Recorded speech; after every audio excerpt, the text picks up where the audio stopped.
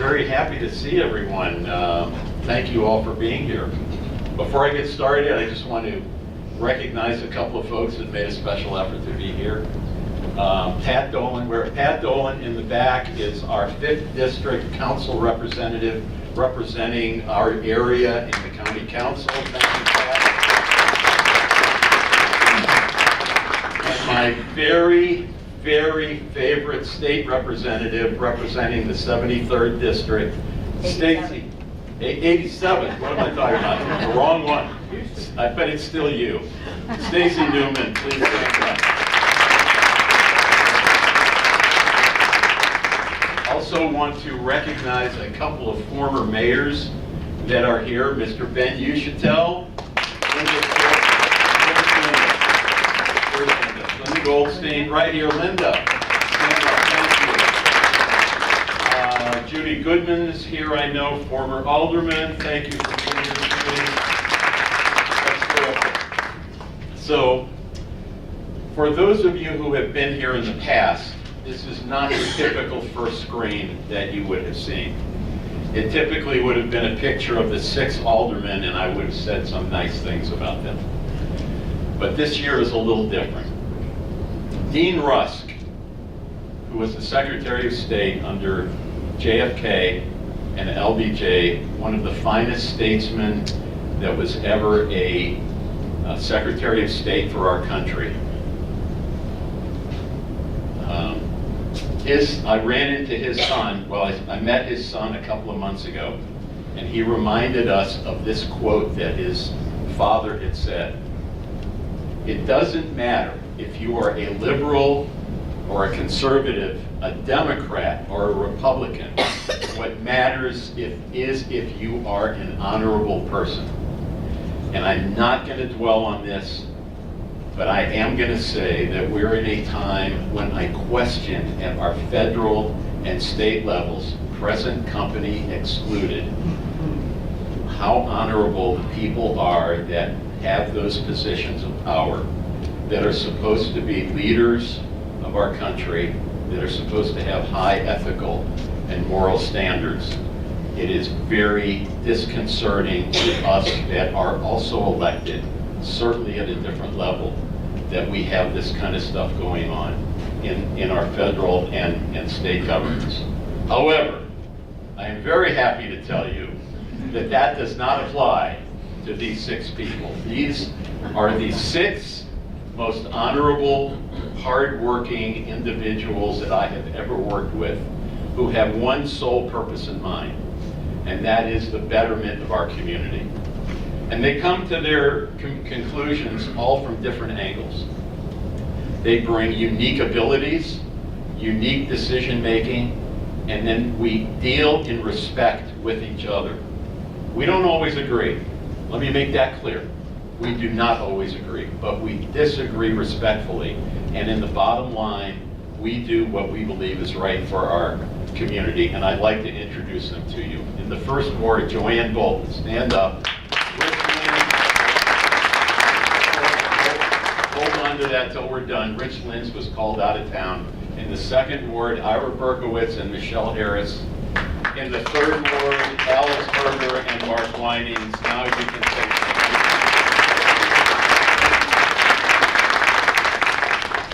We are a policy-making board. That means we set the policy of the way we would like things run. But it is the city manager and the staff that really makes what we do happen. Craig Owens is the city manager. I know he's going to be embarrassed. Where are you, Craig? Stand up. And anybody who's part of the Clayton team, management team, stand up and call. Come on, stand up. Thank you very much. This is an awesome team that does really great work. So I am also very privileged. By the way, my theme tonight is people, the people that make a difference. And a lot of the people that we are going to talk about tonight are people who are critically important to the way that the city runs and the success of our city. So I am privileged to work with a group of young people. And Pearl Buck said, "The young do not know enough to be prudent. And therefore, they attempt the impossible and achieve it generation after generation. How true is that? It was certainly not a 70-year-old that invented the internet. It is the youth that help us make progress generation after generation. Former Mayor Linda Goldstein started a group called the Mayor's Youth Advisory Council several years ago, and I have continued that. And this year we have a baker's dozen of juniors and seniors, all residents of Clayton, all of them that go to Clayton High School except for one that goes to Burroughs. And we give them tours of our facilities. They're all interested in municipal government. We give them tours of our police department, fire department, public works, justice system.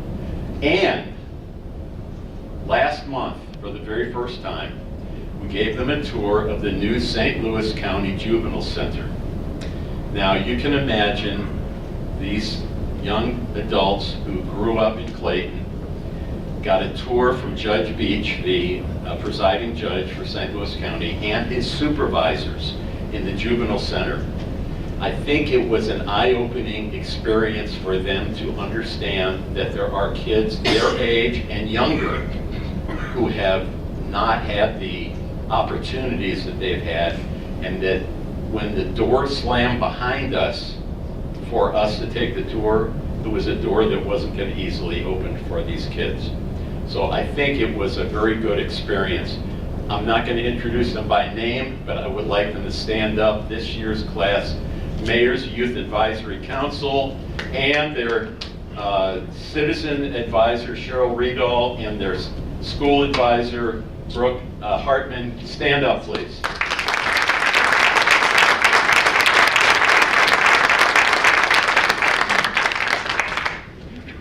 I also get to spend a little bit of time, not as much as I would like, but a little bit of time with another group called the Clayton Summer Associates.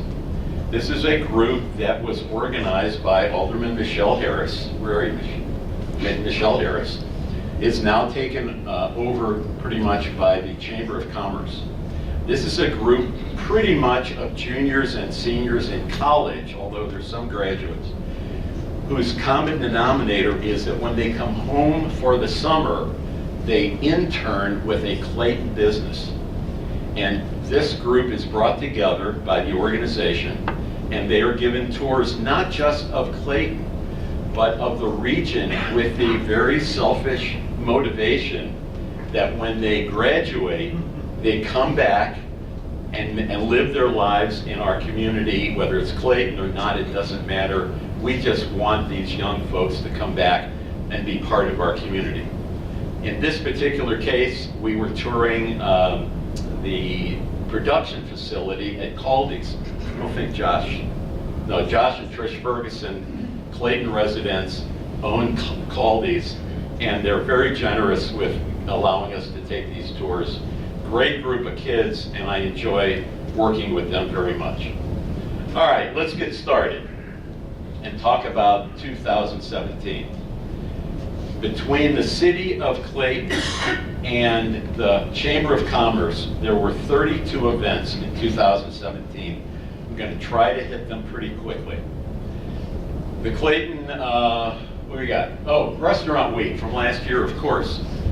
The Cupid's Ball. I better look where I can read it. Movie night at the Firehouse. I'll talk about that again in a few minutes.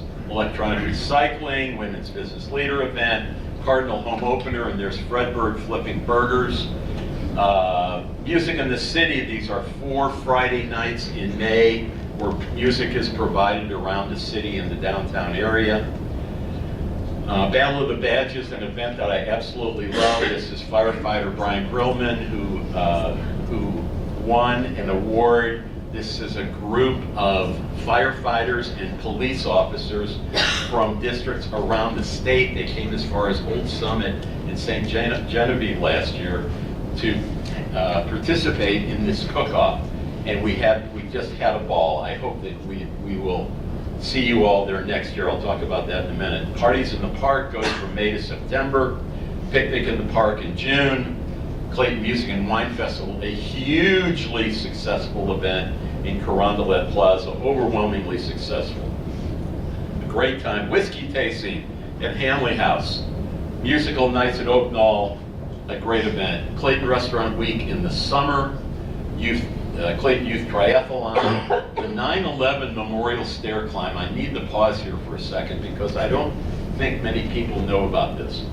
Around the country, there are memorial stair climbs for the World Trade, in honor of the World Trade Center. We are honored that we have one of the biggest events in the entire country where firefighters come from all over the country to participate in our event and raise money for the Fallen Firefighters Foundation. It turns out that 5 trips up and down the Pierre Laclede building is equal to the 110 floors of the New York World Trade Center. The firefighters are loaded up with backpacks, oxygen tanks, the whole deal, and they make 5 trips up and down the Pierre Laclede building, and they raise money for these great causes, not only nationally, but locally as well, and it's always on the same weekend as the art fair. So you may or may not have seen some extra firefighters around. If you do, that's why they are here. Craft on Tap. So now we've had beer, wine, and whiskey. We are non-discriminatory in terms of alcohol here at Clayton. That was a great event as well. Blues Home Opener. This is the first time we did this one, and you may recall that after this home opener event, they had the best winning streak ever. And I am totally convinced it's because of the launch here in Clayton. Party in the Patch in October, Haunted High Tea, Halloween at City Hall, Special Olympics, Shop Clayton, Snowman Skate, and of course, the internationally renowned, world famous St. Louis Art Fair in downtown for the 24th year. It was a spectacular event. Not only was the art outstanding, but the performing art that was taking place on the streets of Clayton was exceptional. Just a few fun facts for you about the art fair. 1,202 artists applied for 181 spots. 34 states and Canada were represented. 27 awards were given. 16 artist demonstrations. For the first time, the artists actually demonstrated how they did their art. 70 plus street performances, almost $1 million in sales at the art fair, much less the follow-up. 130,000 attendees, including people who went to the Creative Castle. It was a lot of fun. 1,000 volunteers to work the weekend, and of course, 470,000 ounces of beverages, and I know for sure that Laura Miller counted that herself one at a time. All this was done by 2 full-time staff, 2 seasoned staff, 4 interns, and thankfully a wonderful class of students from Ohio State University that are taking events as their major. They worked their fannies off for all week, and I mean, they were really very, very important. Laura Miller, where are you? Laura Miller, the interim director. Where are you? Stand up. The interim director. What an awesome job. Thank you, Laura. It was terrific. In 2017, we had some improvements made to Shaw Park. Let's start here. Fields 5 and 6 were regraded, new turf, fencing, lighting, and irrigation, and they will be open for the spring of 2018. Anybody read John O'Leary's book on fire? John O'Leary, local guy who accidentally burned himself severely as a youth. I mean, should have been dead. Went through very painful surgeries. In his book, he talks about how Jack Buck was a part of his recovery. You have to read the book to understand how that happened. But he's also an inspiration to many people, and today a motivational speaker. He said, and he's a visionary guy, he said, vision is worthless without the courage to risk and take action. and our very own Bob Chapman, who was visited by Mayor Linda Goldstein, who asked her, what is your vision for Shaw Park? And that began a tremendous conversation about what the city's vision was for Shaw Park. Gary Fader was brought in from the Clayton Century Foundation. Pause for just a second. Clayton Century Foundation, if you don't know, is an organization that was set up to help celebrate our 100th birthday as a city in 2013. They have stayed on and have been active in terms of raising funds for things that the city don't have room for in our budget. Artwork, assets, things like that.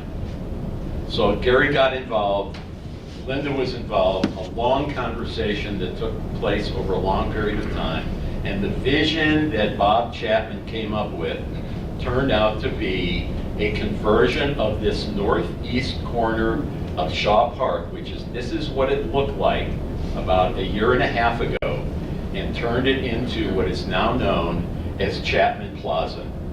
If you have driven by and you've looked at the fountains, and you probably said, oh gee, wow, that's really nice. But you can't just look at the fountains. You got to get out and look at the entire project. Go down the stairs, enter it from the park. This is a magnificent addition to our Shaw Park, an asset that we will have for many years, all done with private money from Bob Chapman and the Barry Way Miller Company. Anybody here from Barry Way Miller? Well, I can't tell you how grateful we are for this. It is a terrific project. In 2018, this year right here, you will see the end of our current skating rink. The rink was built in the early 1960s with the intention that it would last 30 to 35 years. It is now in its 55th year, and it just is taking its last breath. We can't go any further. Fortunately, the weather's been what it is, otherwise all the ice wouldn't be quite there. So without any raise in taxes, without issuing a bond issue, at the end of this skating season, the current skating rink and building will be demolished, and it will be replaced by this project and a new building that will service both the tennis courts and the swimming pool. And we look forward to that coming soon. This is a great quote. Talk about education. Education is the passport to the future, for tomorrow belongs to those who prepare for it today. Has never been more important for that to be true. And let's talk about the Clayton Public School District. A company by the name of Niche, which is an independent survey and analytical firm. They do surveys and analysis of things all over the country. School districts, lots of different things. Well, in their analysis of public school districts, they have, for the 2018 school year, ranked Clayton High School as the #1 public high school in Missouri. Argonne Middle School as the #1 middle school in Missouri. The grade schools as the #1, 2, and #4 best elementary schools in Missouri, and the #1 school district in Missouri, and there's more folks, for the second year in a row, the #4 school district in the entire United States. And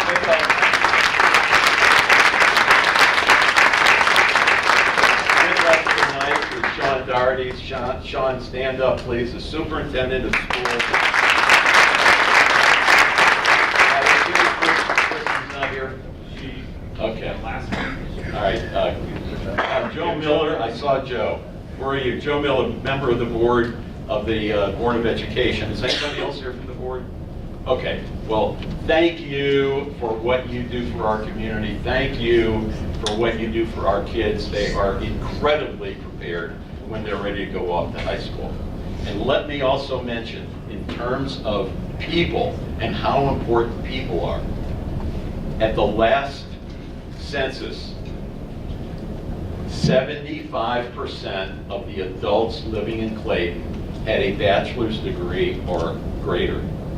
That compares to the entire state of Missouri at 25%. So we have a tremendous pool of people who have talents that can work on committees and help us to continue to grow our community. Let's talk about new businesses that came in 2017. Now, I don't want you to think that these are all the businesses. There's some that you will recognize right away. There's over 3,500 businesses in Clayton. Some come, some go. What I'm going to show you are the ones that were most predominant and that we actually took pictures of. So first of all is Garbanzo, where Companion Bread used to be. This is a Mediterranean restaurant. I have no idea how they make their pitas, but they are outstanding. If you have not been there, you got to try it. Capitol Grill in the old J. Buck's space. In the second month of operation, full operation, they were the #3 volume Capitol Grill in the entire Capitol Grill chain. Wow. Billie Jean's, this is a Zoe Robinson production. Zoe's third restaurant in the Wydown Hanley Business District. I have not been there, but knowing Zoe, I am sure it is absolutely outstanding. Louis in the Demond area. This is a Matt. I have to look at my note. I forget. Anyway, this for those of you who remember King Louis that used to be on Shodo, this has the DNA of the King Louis that used to be on Shodo. And I have eaten there. It's absolutely outstanding. I highly recommend it. Clementine's, also in Demond. If you've been around there over the summer, you know the lines are constant. I will give you one warning on this. If you eat a double scoop of their chocolate Chardonnay ice cream, you need to have somebody to drive you home. That was me. And just so that you don't think that everything we do is restaurants, we did welcome several people from the chamber ribbon cutting. This is City Smiles Dentistry on North Merrimack, New Day Gluten Free on Clayton Road across from Wheeler's Amico, New American Funding, and Brittany, are you here? American Funding people? We have American, I thought they were going to be here. Okay, New American Funding, a mortgage company in the 7,000 building on Merrimack. And First Bank has moved from their location on Merrimack to the corner of Maryland and Forsyth. This is in this building, Optical Expressions. They're downstairs on the street level in this building. Let's talk about what's coming up in 2018, calendar of events. We have continuation of popular events and we have new ones coming. Clayton Restaurant Week, as Emily mentioned, starts Monday. If you have not made your reservation, I strongly recommend it. Those are going to fill up very quickly. Cupid's Ball will be in February. Movie night, fun time for the kids and the grandkids. Not only do they get to be around the firefighters and the fire equipment, they show great movies that the kids love. Bunny Hop in March. Cardinal Home Opener in April. This has become a tradition, but this year we're going to send them on the way to the World Series. Herb Sale at Hamley House in April. Music in the City again, 4 Friday nights in May. Music brought into the downtown business district. Parties in the Park start May the 9th. Battle of the Badges, which I mentioned to you before, will be in May. Picnic in the Park. Music and Wine Festival, I'm telling you, last year was unbelievable. You got to go in June. Musical Nights in Oaknall, those are always fun. And then Clayton Restaurant Week Summer Edition. We're going to have some concerts in the new Chapman Plaza. That's still being worked on, and it will be announced when that gets settled down. Craft on Tap will be back in August. Mark your calendar, the 25th Art Fair will be on September 7th and 9th, and before I forget, one of the two founders of the Art Fair is here, Mr. Ben Uschitel, former mayor. And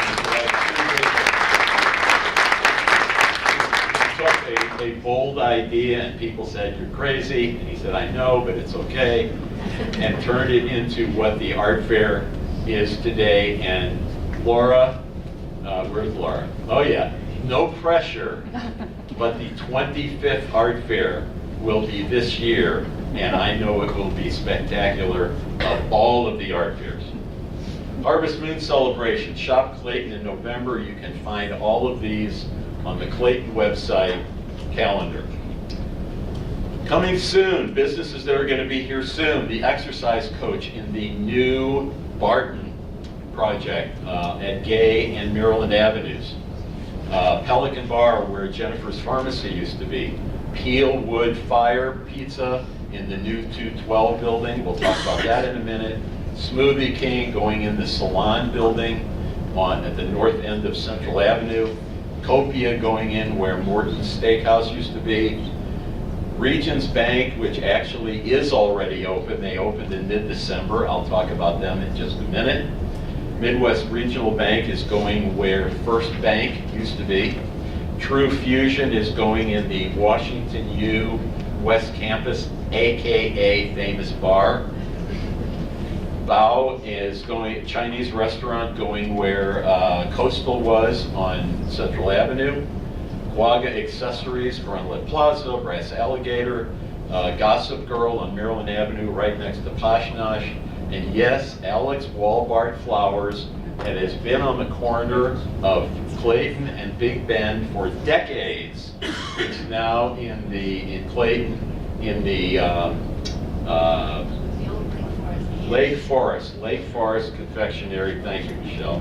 And a great addition to our community.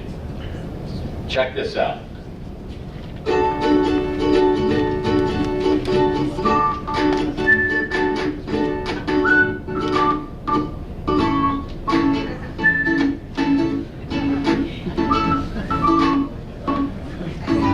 Okay, let's try that again.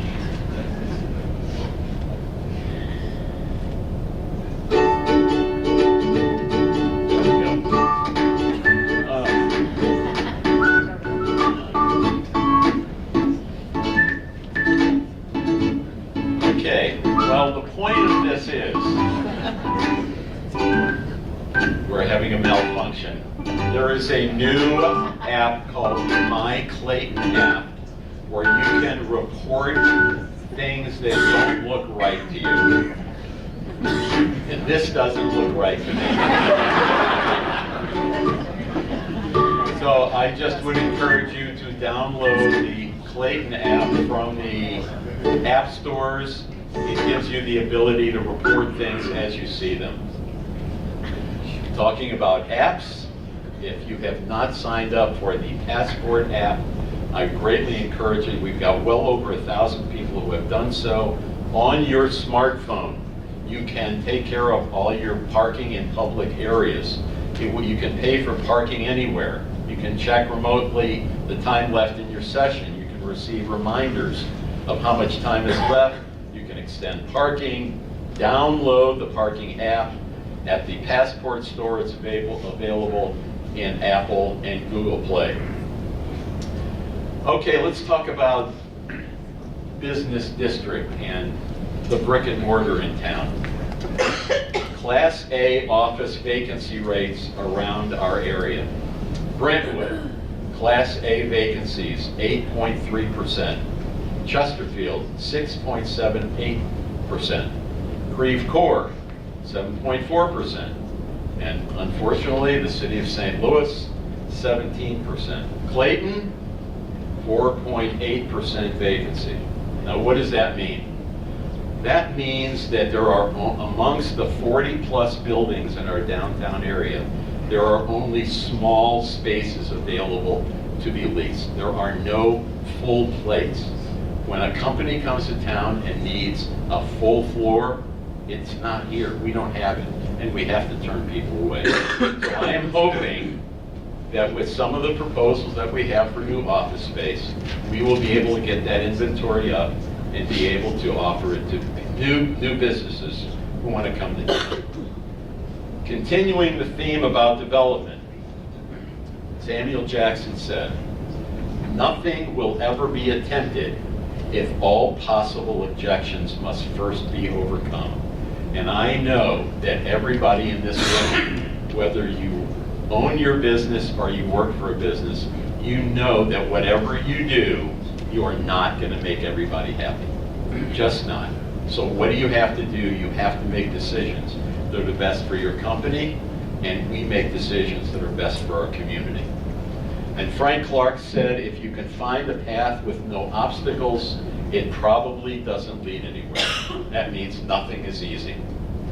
And my very favorite slide that I show every year in terms of vision for development, not everyone has the same vision.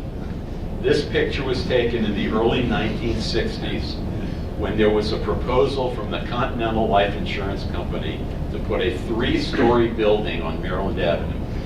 And the citizens of Clayton Gardens came out with their pitchforks and torches objecting to this building that would destroy the value of their property. Well, the mayor and the board of aldermen at that time, I'm sure, were very sympathetic, but they did what was right for our community. And while other communities were passing ordinances to limit the height of buildings, the mayor and board of aldermen at that time removed restrictions on the height of buildings in Clayton's business district. As a result, Pierre Laclede buildings were built, Commerce Bank, Chromalloy building, a whole array of tall, high-rise buildings built because the vision of the early mayor and board of aldermen was for a community that would have a great downtown. So let's talk about some of the development that has been going on. This is the southeast corner of Bonham and Merrimack in April of 2015. I'm praying that this is going to work. This is what has happened since then. Yes.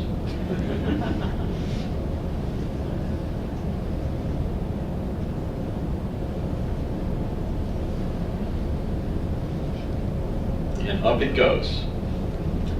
This is the 212 Clayton building. And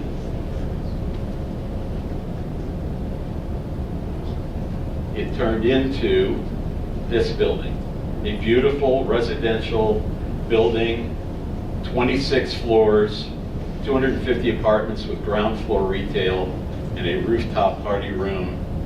Mark Carley is here. Mark, wave. I know you're standing in the back. Mark is and Jack Holloran, the architect for this project. Mark is a resident of Clayton, former business owner in Clayton, and part of the development team that brought this to us. Thank you, Mark.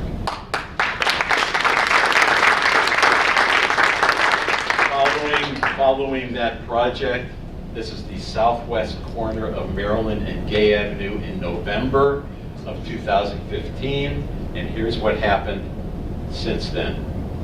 Tell me that the construction workers aren't busy bees.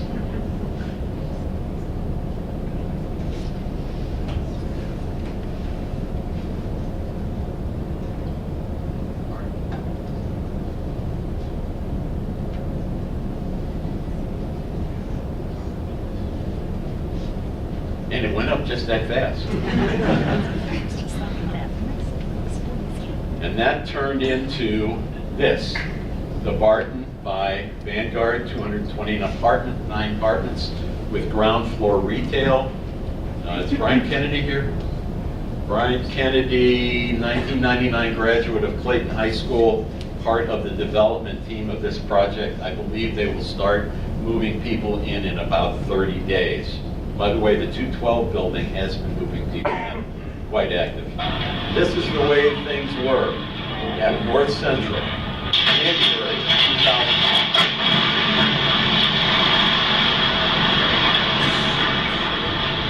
Alex, you want to say, oh baby? Oh baby. Oh baby. There you go, there's Alex. the end of the Ed Frank building that had been there for a very, very long time. This is what has happened in the meantime. Can't believe how difficult it was to get somebody to stand on the corner every day and pick.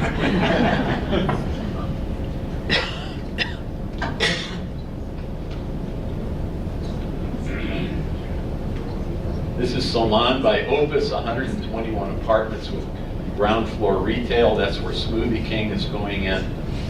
And that construction ended up with this project. Anybody from Opus here? I know Joe Downs was supposed to be. Oh, Ryan Carley is here. Ryan, stand up.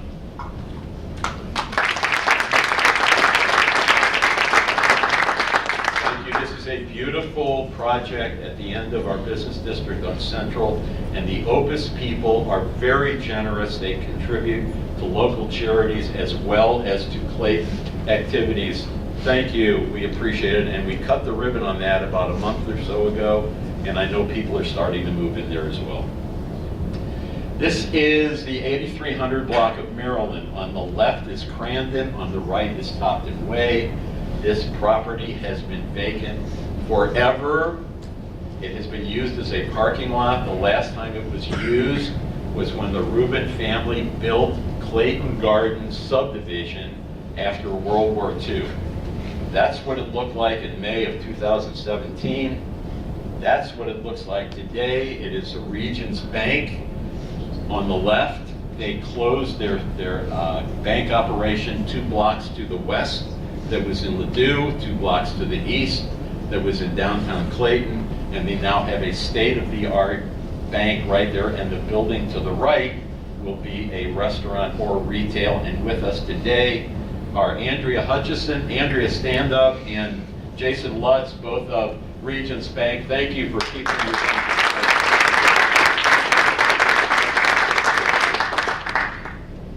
And you might have heard about this one. This little project called the Centene campus expansion. That's what it looked like about a year ago, and this is what has happened in the meantime. The building right on the corner of Hanley and Forsyth is called the Centene Hanley Tower. It is only a part of the total project, which I will tell you about in just a minute. Down, down, down they went.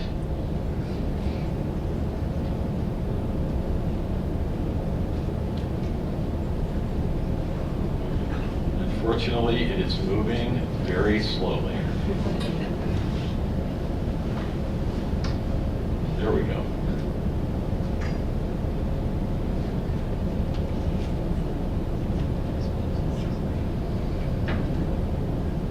Well, it's moving very slowly. I'm going to tell you that here's what it looked like 2 weeks ago. And if you want to see what it looks like now, all you got to do is look out that window. Okay, so this project is a total, the entire Centene project, a total of 4,384,000 square feet, of which 1,004,000 will be much needed offices in Clayton. 218,000 square feet of residential, 190,000 square foot hotel, a 100,000 square foot performing arts center auditorium, 96,000 square feet of retail, mechanical space, parking space. In addition, they have recently closed on the purchase of the Maryland School from the Clayton School District. That's what it looks like today. This is what it will look like when complete. It will be a daycare center for the Centene employees' children and a learning center, they're calling it the Centene University, for their management staff from around the world who will come to Clayton to reuse this building that was built for education as an educational center. Is anybody here from Centene? Okay. In 2012, St. Louis County passed a bond issue to renovate or replace every single library in St. Louis County. You may have noticed, if you have driven near our library, that it is in process of being demolished. It will be replaced with a brand new building, and this is what it will look like. This is the northeast corner of Brentwood and Forsyth. Parking lot across the street from Ruth's Chris. That's what it looks like today. And the Board of Aldermen just approved this project from Flaherty and Collins out of Indianapolis. It will be 22-story, 228 residential units, 752 square feet of retail on the ground floor. And we look forward to a groundbreaking on that in the near future. This is the former Clayton Police Station, very small piece of property at the corner of Central and Shaw Park Drive. That is what it looks like today. We had several excellent proposals for this property, and we have settled on the concept for a hotel. This hotel is anticipated to be 11 floors, 207 rooms, and a rooftop restaurant. I'm expecting the plans on this to come through very soon, and Mark Carley is involved with this as well as Jack Holleran, and I kind of leaned on him a little while ago as to when we're going to see the plans, and he said soon. So I am anticipating that soon. It'll be a great spot for a hotel right in that area. This is the 8515 to 8029 Forsyth. To orient you, to the right is the alley between those buildings and First Watch. We have a conceptual proposal from Coleman Properties for a office building. Again, very much needed more office space in Clayton, and I look forward to this project continuing on and we getting an official presentation. Here is a quote from Ben Sweetland. He's a psychologist, and it refers to the next two projects that I'm going to talk about. He said, "Success is a journey, not a destination." And I'll bet if I took a quiz, you all would know what I'm talking about. I'm talking about the corner of Hanley and Clayton Roads. If I get asked about anything, this is the one project that I get asked about all the time. You know, being an alderman is hard work, and you have to make decisions. And sometimes the answer is no. We have been presented with the fourth proposal for this property, and it was just not right for us in Clayton. And therefore, we have no proposals for this project right now. However, I am fully convinced that with the development, that pressure that there is on our community, the demand for development, that people want to come to our community and develop, I am absolutely convinced that a project worthy of Clayton's southern entrance into our community will soon be with us. I don't know anything other than that. I'm just confident that we will get a project on that property. And last year, you saw this picture as well. This is the east side of the Forsyth Curve. It is owned by the real estate arm of Apex Oil. We have had a proposal in for quite some time for an office tower of 14 floors with 233,000 square feet. It has some technical issues that need to be overcome. But again, I am completely convinced that this is the year that that's going to happen, and we will see this project come forth. A couple more slides, but before I do, I think it's important in terms of my theme here tonight to talk about people, that I kind of skipped over something that I think is very important. I was talking earlier about the Clayton Century Foundation, and it's the people that really make that so important. And what I skipped on was that we have a new president of the Clayton Century Foundation. First of all, the outgoing president, a young man who I believe will play a part in the future of our organization for many years to come, J.J. Flotkin. J.J., stand up.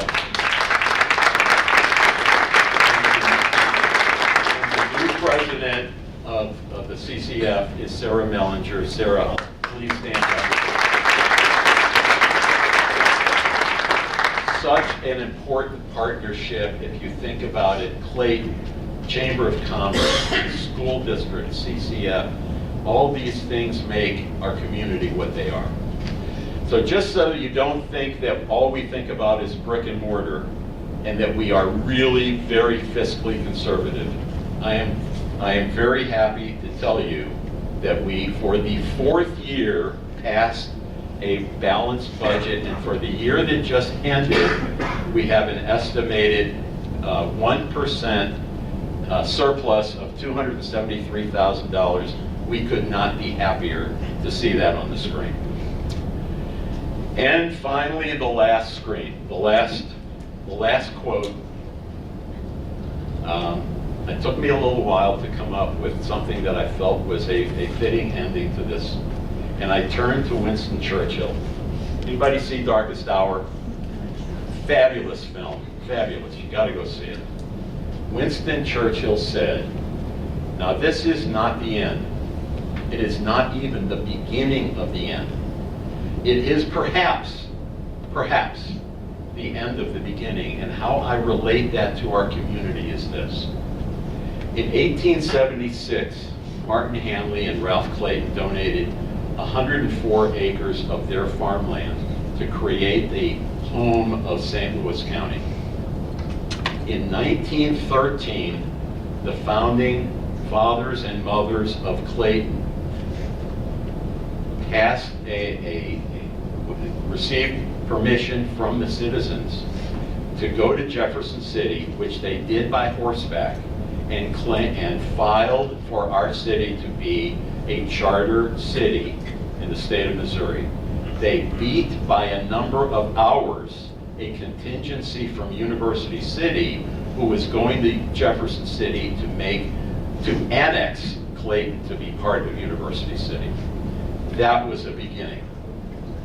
In the 1960s, as I mentioned, the Clayton Board of Aldermen and the mayor had the vision and the fortitude to release the height restrictions on buildings in Clayton.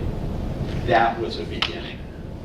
And today, what I have shown you on projects that have just finished or that are in the system that will be worked on in 2018 represents a $1,149,000,000 investment in our community. It is not the end. It is not the beginning of the end. Perhaps it is the end of the beginning, but mayors and boards of aldermen that will follow us will have the same task to continue our city to continue to grow. Thank you all for coming. I appreciate it.